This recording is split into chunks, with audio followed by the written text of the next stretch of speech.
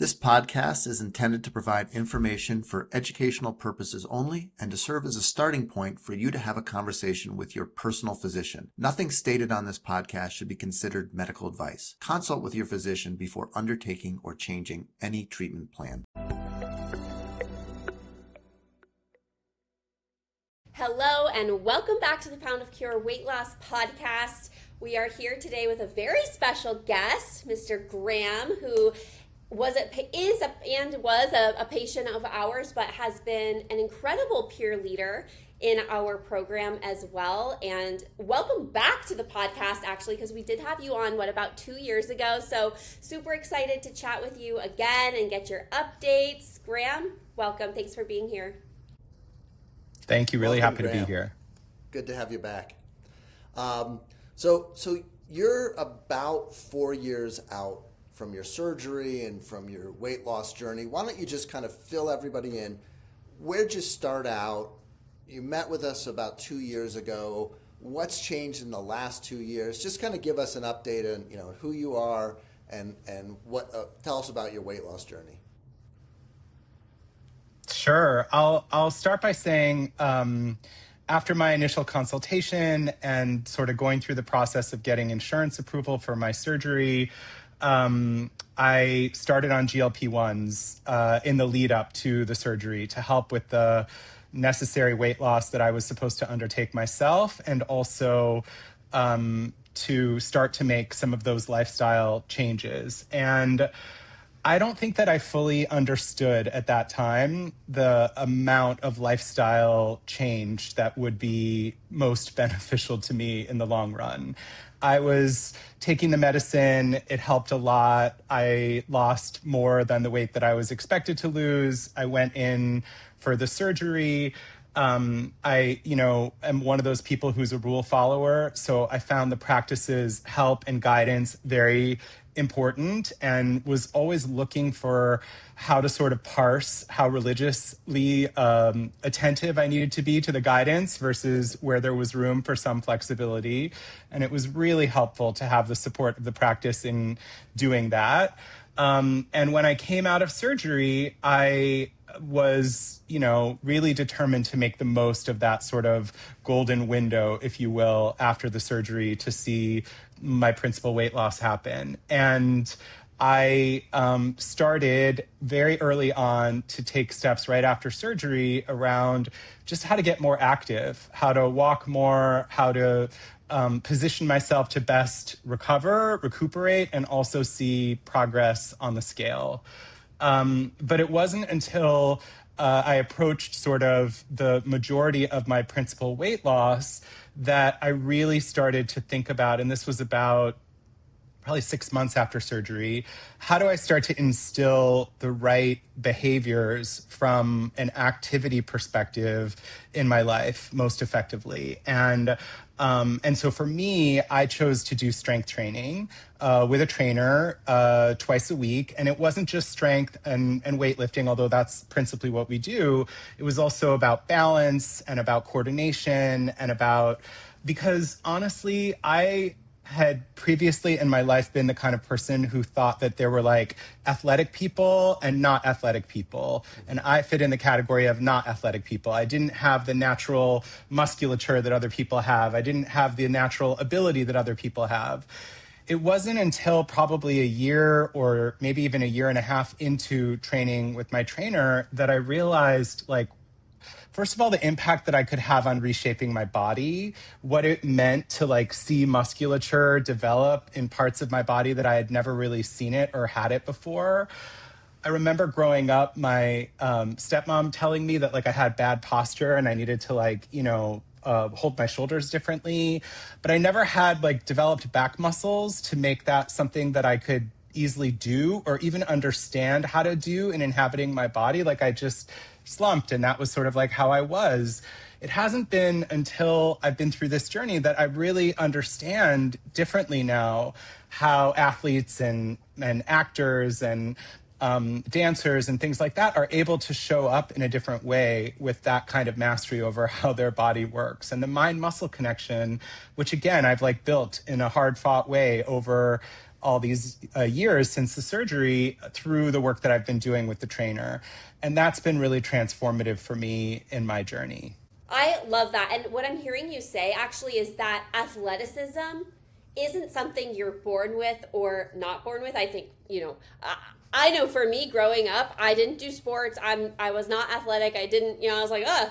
But through growing my love of strength training as well, it was something that developed. And so I love hearing that. It's really motivating, right? To hear that athleticism is not something you're either born with or not, but you can actually train and develop it over time. Yeah. When I met you, I like my thought of, you kind of like make assumptions about people. My thought was like you were a total jock your whole life, right? That was like kind of what from what I knew of you over the last 5 years, that was my assumption. And I was kind of like, I thought it was actually awesome when I learned that this was actually something that you developed over time as opposed to like something that was just kind of inborn in you from the beginning. I think that really makes you uniquely good at helping other people get there. And, the transformation that Graham has made is something that he learned. Like this is a learned skill. This isn't something that you're either born with or you're not, like Graham said at the beginning. So, I think both of you really share that experience. Yeah, it provides hope for everybody, right? Because it's not like, oh well, you can dedicate yourself to this and see, like Graham was saying, see the muscle. Like that's, to me, it makes me so excited about strength training. I was sharing that with you too, Graham, that I love for you that you fell in love with the strength training as you start to see the progress. I like to say success is the biggest motivator. And when you're seeing your balance improve and your strength improve and you're like, oh, look at my shoulder muscles, like that's really motivating. Continue that as a lifestyle that is just ingrained in part of who you are and what you do, and not as an action for a specific outcome. Sure, there can be an outcome-based goal, but it's no longer a short-term outcome-based goal. It's more so because you love it and it's part of who you are. There's something else. First of all, it feels incredible to feel like you can actually change your body, that you can change how your body is able to move in the world, how it looks, and what you look like with your clothes off, like what you're capable of, how much you can actually lift or feel comfortable moving, and how you can do that in a way that you don't hurt yourself or risk hurting yourself.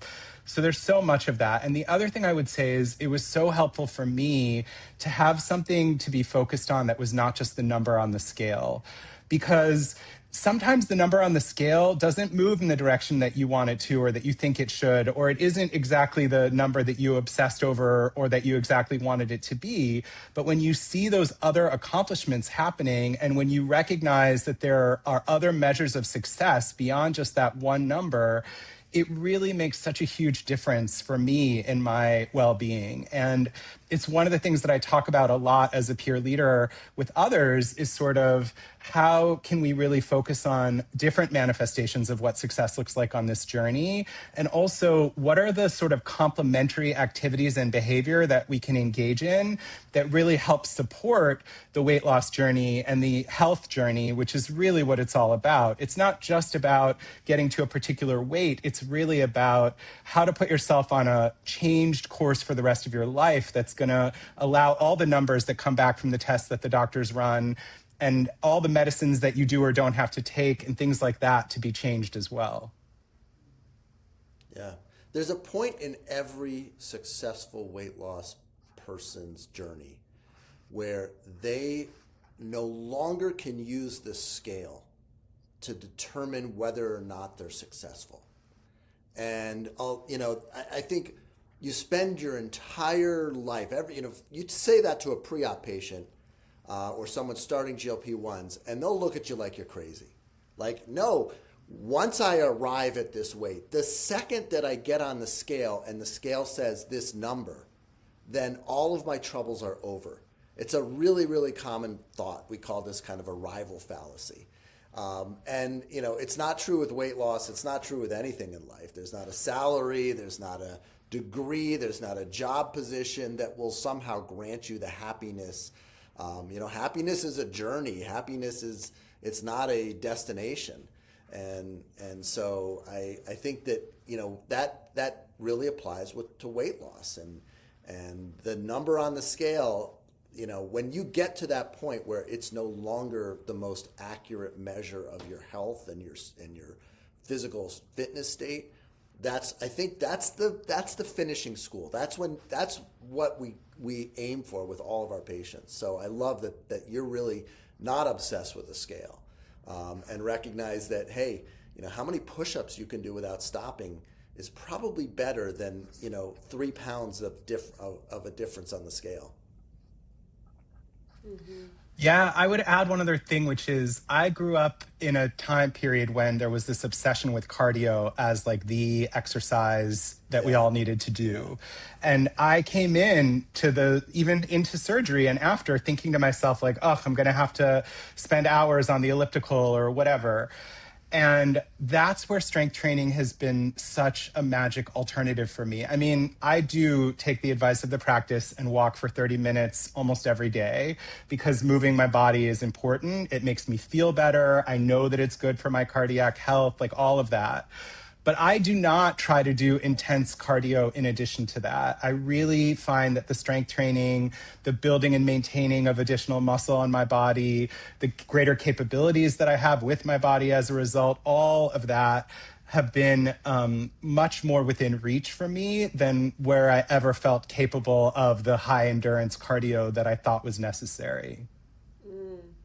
Can you talk a little bit more? You had mentioned walking every day, which love that. No better way to start the day or to improve mental health. I like to reframe it for people too of let's stop thinking about it as I need to go for a walk because I need to lose weight to this makes me feel good. I feel so much better for the day when I move my body. I have more energy, all of that good stuff. But I kind of would love to hear you talk more about what maintenance has been looking like for you and what are those behaviors. You actually said what those lifestyle changes that you now possess and that are just part of your routine versus when you first kind of got started. I'd love to hear more about what maintenance looks like and means to you right now.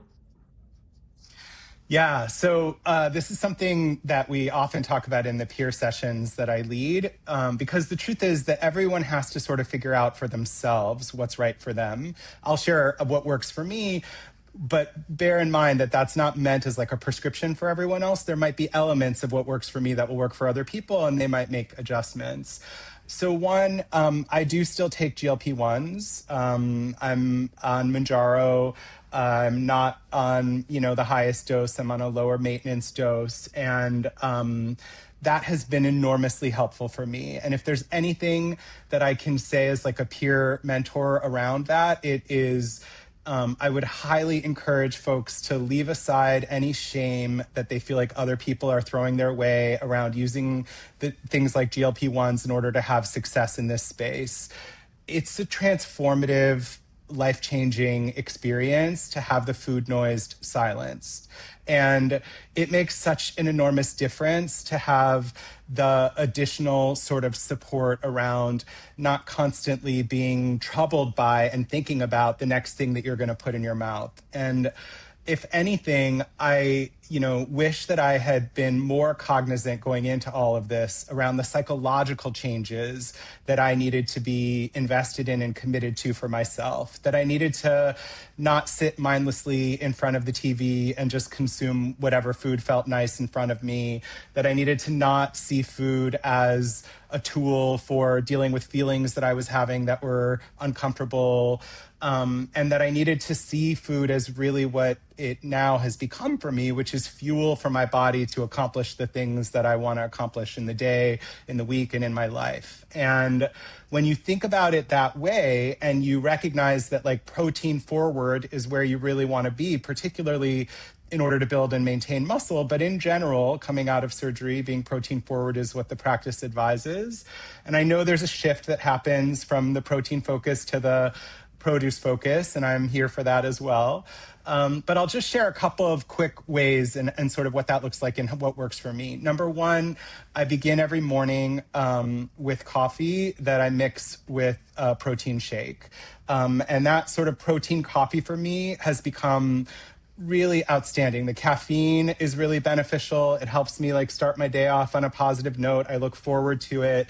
I love the coffee ritual. I have an espresso machine and I use like that fresh espresso, and I mix it with a little bit of sugar-free sweetener that just sort of makes the taste a little bit better of a match with the protein that I mix it with.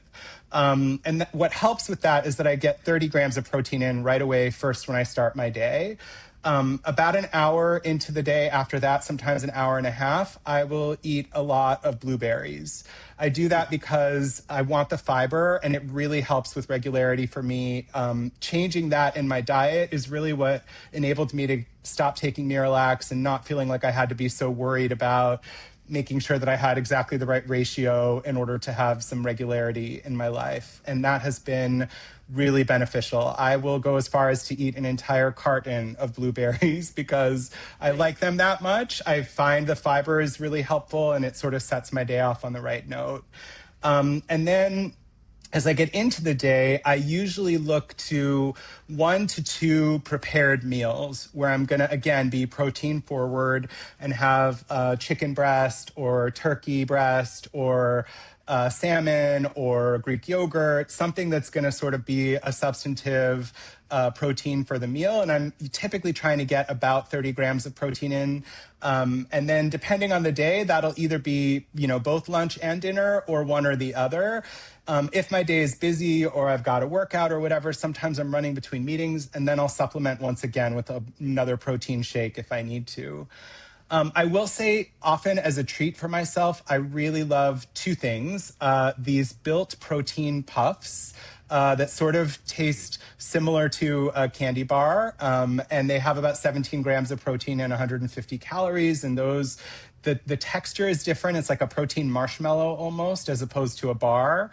And then the other thing that I really like are Yasso bars. And those are about 100 calories, 7 grams of protein. But when I want something sweet, like an ice cream treat, which in the summer I often do, it's something that I can feel good about and not be so worried that it might happen more often than it doesn't, like every day in the summer.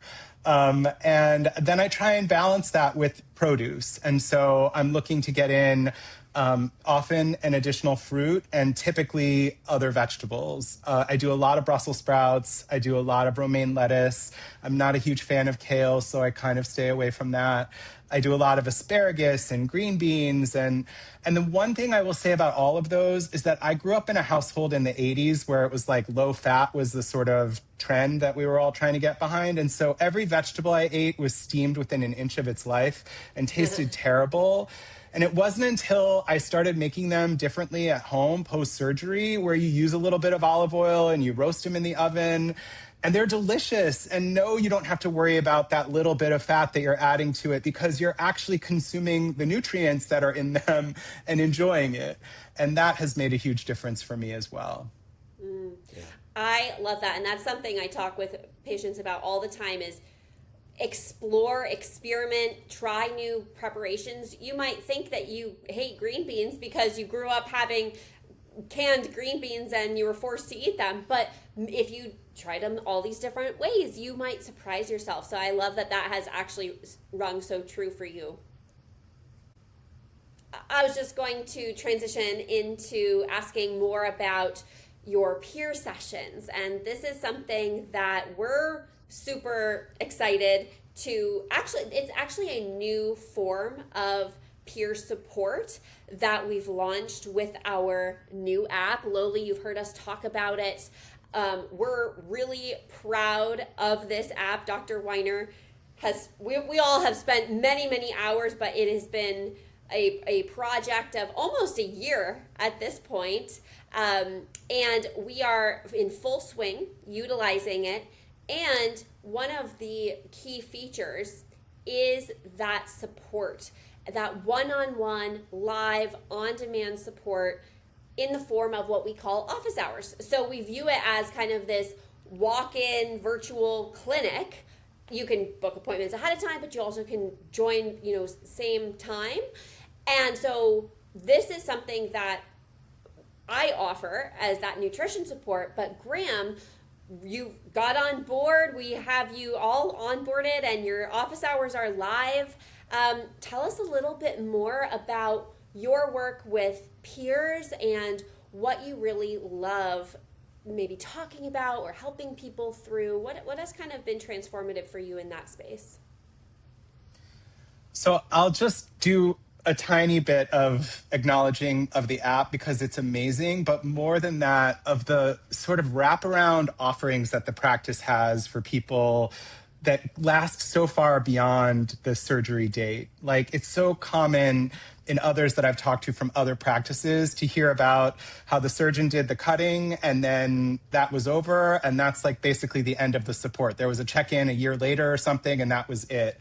And my sister had an experience like that with a practice in Chicago, and she benefited from the offerings here at this practice as well because she was looking for that support that her practice really did not provide. So for those who are just thinking about it but haven't, stepped in with more than a toe, really do take advantage of these resources as much as possible. It's so amazing to be able to have the ability to continue to be in touch with the nutritionist, to continue to get counseling, to continue to talk to a peer. And my sessions are really focused on being in a position to talk about and answer all those questions that maybe you don't feel confident or comfortable asking the specialists. I'm not a specialist. I'm just like you. I went through the process myself. I can tell you what the practice's guidance is around it. And I can also tell you sometimes when I haven't been as good at adhering to that guidance as maybe I might have been, and how that's worked out for me. And, there's no shame in that. Like, guidance is there to help us and to provide, sort of like ground rules. And then we all have to make the decisions that work best for us. So just as an example, and I talk about this in my peer sessions, I know that the practice advises that we all get away from processed foods as much as humanly possible. And yet, I have not been able, coming out of surgery, to go back to drinking water the way that I did before. And some people struggle with that afterwards for a little while and other people for longer. And so when I go in for my workouts, I bring Powerade Zero with me every single time.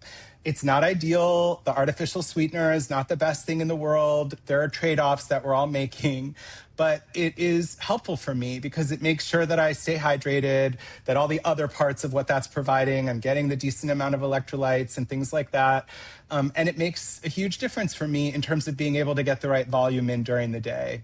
So I would say in my peer sessions, we talk a lot about that, what practically works, what are different alternatives, what are places where there's challenge or difficulty, how might we overcome them. We do a lot of being in solidarity with one another, recognizing and acknowledging that this is hard and that not every week or every day goes as well as we want it to. We don't always make the right choice. And sometimes we pay a physical price for that in terms of how we feel afterwards. And often those signals are really helpful for me to remind me why I don't indulge in that way anymore in quite the way that I used to. And I would say also, Dr. Weiner alluded to this a little bit earlier, but as I'm now approaching 4 years out from surgery, there are some significant differences. Like, I can go to a restaurant and eat a dessert at the end of a meal. I can eat more volume-wise than I was able to for a long time after surgery. The way the practice talks about it is sort of like, now you can, get to the majority of a small-sized plate, if you will. And you have to be prepared for that. And one of the ways that I prepared for that was through this journey of strength training and muscle building, because the more muscle that your body retains, the faster your metabolism works and the more calories you can take in without having a negative impact on your weight and retaining that over time. So it was really important to me during that initial 18 months or so after surgery to make the most of that, to really change the habits, change my orientation, change my tastes and what I take in a regular day, and create habits that I could stick with for the long term. And I think that's one other thing that I share and talk about in my peer sessions, which is sort of, there's something that I have found really valuable in a repetition of a common set of foods and a common sort of set of times and how I space that out over my day and my week and my life. And it means that I'm somewhat more regimented even when I travel or when I'm not home, around what I bring with me or what I want to have as a part of supporting me in that context. But it really gives me a predictable, reliable way to sort of see consistency and feel good about it. And for me, that has worked well. For other people, they want more variety. They want to know that when they're on vacation, they can eat totally differently and then come home and go back to something more disciplined. And I'm happy to help support people in thinking about those things too. But I always bring forward what has been effective for me because that's really what I'm an expert in. I think that, you bring up so many interesting points there. And, a lot of people, I'll talk to them initially and we'll discuss the different surgical options, and I'll talk about, hey, with a gastric bypass, there's less weight regain with the sleeve, and the GLP-1s can help with that regain. And so many times I hear someone say, well, but if you do everything right, you'll be fine, right?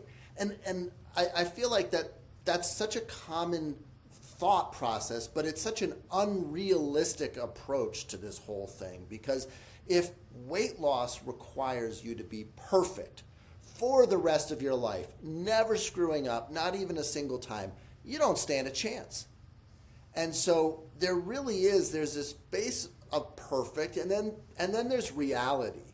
And that, when we put this app together, I kind of realize, like, when someone talks to me, I'm the surgeon, I get the best version that they can potentially put out to themselves. I think, Zoe, with nutrition, you probably get a pretty good version, but I'm going to guess that you get a little more of the truth than I do, right?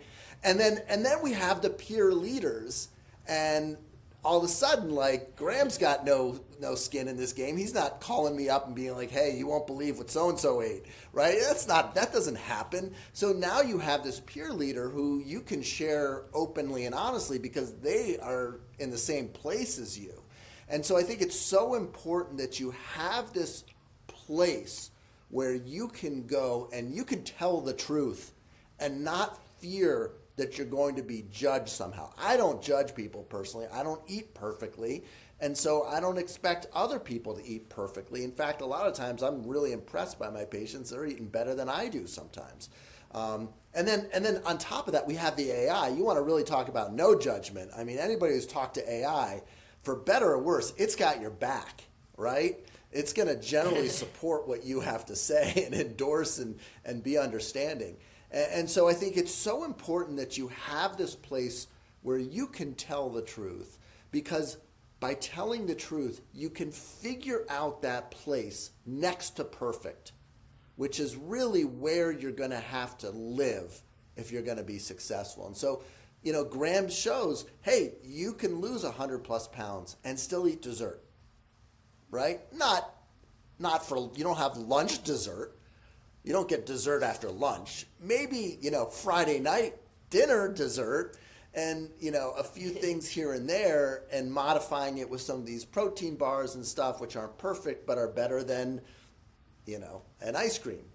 And so that whole space, how do you figure that out? So Zoe, Graham, this is where you guys are really, I think, probably more expert than me. What's the secret to bending but not breaking? It's a great question. I think one thing that I would say is consistency. The more that you can build into your life things that you can do consistently, like around the activity side of things, and when you find yourself in a situation where you know that you're not eating as well as you might normally like to or ideally would, balancing that with leaning more in the direction of activity is really valuable. I went away for a week to Lake Anna with some friends earlier this summer, and I knew there was going to be a lot of ice cream and not even just Yasso bars and a lot of other planned indulgences. And rather than, just saying like, well, all bets are off, and by the way, I'm not at the gym, so I'm not working out with my trainer, my friends have a trainer that they work out with via Zoom. And so we did 4 workouts that week, which is double as many as I normally do with my trainer.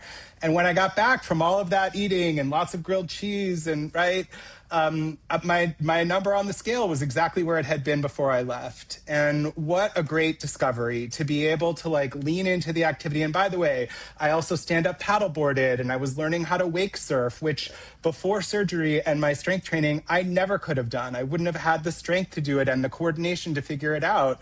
And I finally did it, and it is one of the coolest things you could imagine. Standing on the surface of water, riding a wave with no attachment to the boat in front of you, producing the wave, and just like, this is summer. So the more that you can find those kind of activities that you love, that happen to also get your body moving, the more that you can consistently then see the results that you want to retain. I love that. And love that you got that summer experience wake surfing. That's so great. From my perspective, something that I speak with people a lot about is how nutrition's all gray area, right? We like to think in black and white, but I like to think of it more as a spectrum, right? Let's use that example as ice cream. So maybe we're used to having over on this side of the spectrum an ice cream sundae with the whipped cream and the chocolate sauce and the whole bit. And then over here we have a very metabolic reset, if we call it a quote perfect dessert. That's going to be maybe frozen bananas blended up into nice cream with some chopped nuts on it, and that's your dessert, right? So we've got these two ends of the spectrum. Well, okay, so from going from this big massive sundae, if we just went to getting a kid size instead, that is a step in the right direction. Okay, then going to a yasso bar, that's a step in the right direction. And slowly making your way. And if you're making a step from where you were before, that is showing you that you're making progress without being perfect. The surgery also helps a lot with being able to have like a taste of something and not feeling like you have to consume the entire thing. And I will say, again, on the psychology thing I mentioned before, I had to get myself to be okay with sitting at a restaurant or at someone's home and having more food on my plate than I was going to eat. I still go to conferences and events for work, and there will be a buffet, and I put an amount on my plate, not always intentionally, just I'm acculturated. I put an amount on my plate based on filling a plate and a little bit of everything. And then I'll sit down to eat it and I'll have tastes of different things. And there will be a lot of food left over. And if I felt guilty about that and just consumed that food as a result, I would be doing myself a big disservice, because between the surgery and the GLP-1s, they're both collaborating to help me recognize when I'm actually not hungry anymore and know that it's okay to stop. And as long as I can tell myself that I'm not going to make myself feel guilt or shame around leaving food left over afterwards, whether it's that sundae or a plate full of eggs and potatoes, if you eat a small amount, the impact, like you said, Zoe, is much less. Learning to listen, not just listen, but actually honor those satiety signals. That's a skill that takes practice, just like becoming an athletic person. You have to put in those repetitions, just like you do at the gym to get stronger. You have to work that muscle and relearn past behaviors, especially if you were part of the clean plate club growing up, or for whatever other past conditionings that you may have. Really being okay with recognizing, I'm satisfied here, and then taking the action to stop, and that takes practice. Let's talk about that empty plate idea, because first of all, it's such a common thing, and I see this in myself. Like, you put the food on your plate, you always eat all of it, and the only question is like, am I getting more? That's kind of the American way, right? But to me, it's like that food that we put on the plate, especially if it's served to you, not chosen by you. You go to a restaurant or somewhere else, you don't really decide how much food they give you. They give you a certain amount of food, and we tend to eat it all. That's just, it's not even a human thing. It's a animal thing. Like, you give a dog a bowl of food, the dog eats the entire bowl. And so how do we figure that out? Like, it sounds to me like, Graham, like you leave food on your plate all the time. How'd you go there? I'm gonna guess before surgery and GLP-1s that wasn't true. How do you get to that? What's the process Absolutely not. to learn that skill? Yeah, I mean, honestly, I think the practice does such a beautiful job of guiding you through it. And I don't know the extent to which it was intellectually architected that way, but I suspect it was. You know, you start immediately after surgery by reintroducing things very slowly and in really small amounts. And a big part of that is about really listening to and understanding the signals that your body is sending you so that you don't end up in a situation like I did a week out of surgery where you quickly eat too many scrambled eggs and all of a sudden you feel terrible. Like, you might be like choking in your own body. And that's just from taking a few too many bites of scrambled eggs. And then you sort of like figure out how to uncomfortably burp it out and feel better after a few minutes. And you're grateful and you never make that mistake again because you learned the hard way. So that's the beginning, is like starting to really listen to and understanding the signals of your body. The GLP-1s are so helpful because they take some of those historical experiences that you've had of cravings and food noise and constant obsession about when you're going to get that thing that you really desire next, and they really set that aside. And that is very helpful. And typically between the surgery and the GLP-1s, your body also tells you when you've had too much. So if you eat too much sugar, you feel terrible afterwards, or you experience some of the side effects of that. And that reminds you very quickly that that is not something that you want to do on a regular basis. But then I think the more important thing than that for me was about being okay with there being leftover food.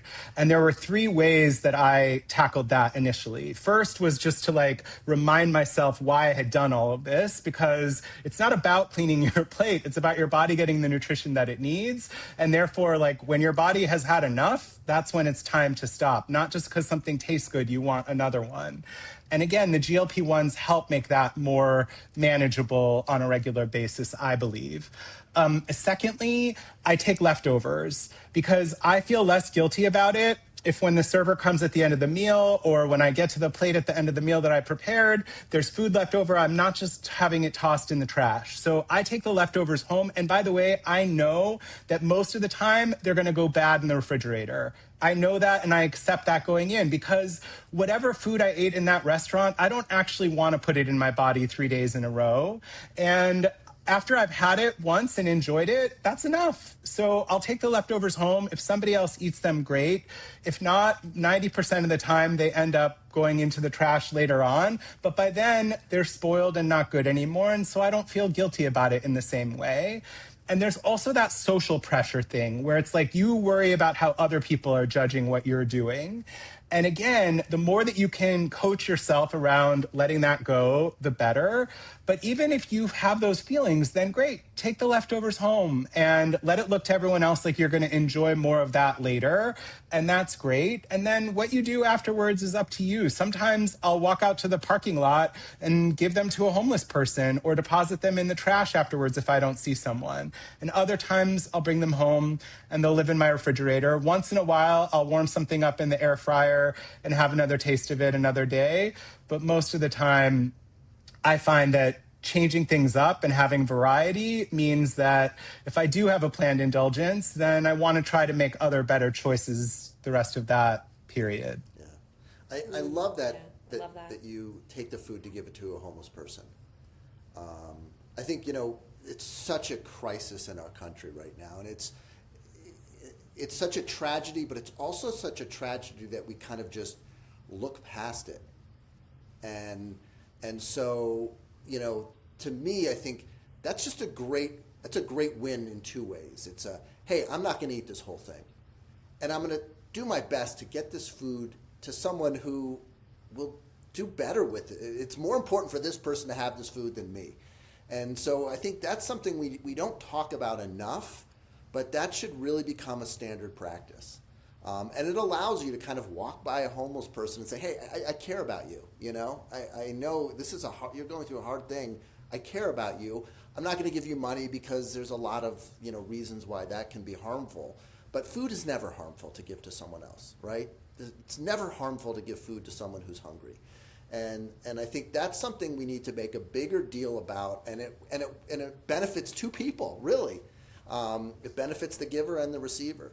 And so I love that you do that. I think anybody out here listening, that we should make that more of a commonplace. My wife is really, really good about doing that, and always packages up her meals to the point where sometimes she'll even take the food that's in our refrigerator that she knows is going to not get eaten, and she will get in her car and drive and give it to, hand it out the car window to someone. So I think that, that's a worthwhile trip. That'll take you 10 minutes of your time.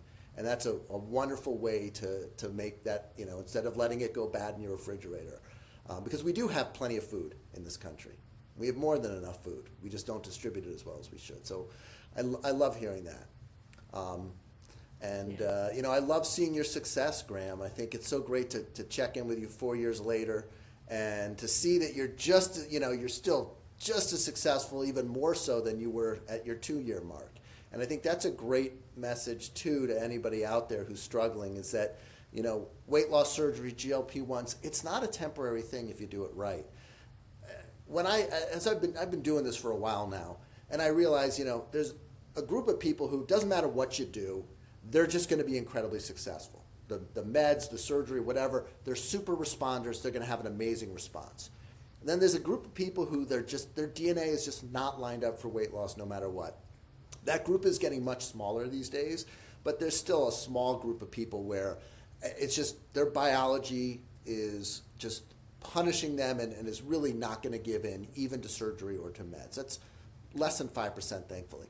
But then there's this huge chunk in the middle where the lifestyle changes, the behavioral stuff, the constant vigilance and working and improving your life and improving your body will determine whether or not you're successful or how successful you are.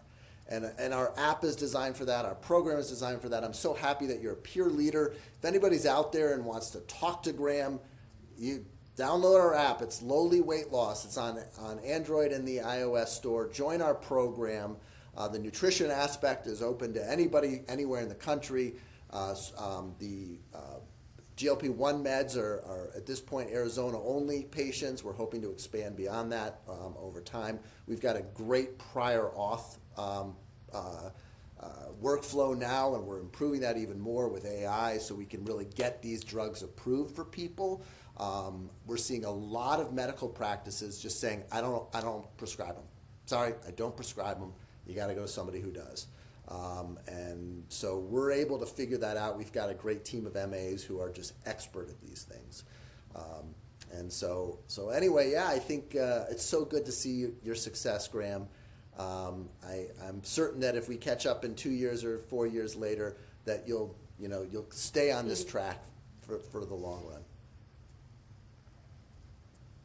I'm so grateful to you both, to the whole practice. I mean, it has been a life-changing journey for me, not just in terms of my well-being, although certainly from that perspective, but on so many fronts. And I'll just say one other thing, which is because of my experience, my sister, my brother, my mom have all been on their own journeys and followed in that example. And the amount of time that I suspect we will all have with each other as a result of having made these changes, I can't express my gratitude enough.